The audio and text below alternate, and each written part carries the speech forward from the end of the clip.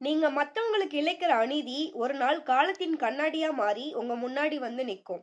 அன்னைக்கு பாண்டிய மன்னன் நெடுஞ்செழியன் அந்த பிம்பத்த பார்த்தப்போ அரியணைய விட்டு உயிர் பிரிஞ்சது ஏன்?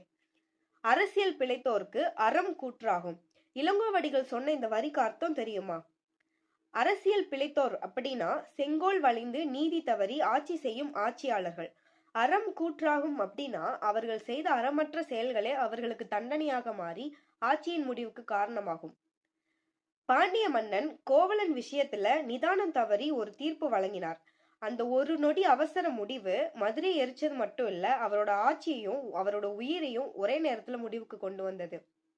அநீதியால வளைஞ்சு போன செங்கோலை நிமிர்த்த அந்த மன்னன் தன் உயிரையே விலையா கொடுக்க வேண்டியிருந்தது. தான் செஞ்ச தப்ப உணர்ந்த அந்த நிமிஷம் அரியணையிலேயே அவர் உயிரை விட்டதுதான் அநீதிக்கான மிகப்பெரிய தண்டனை.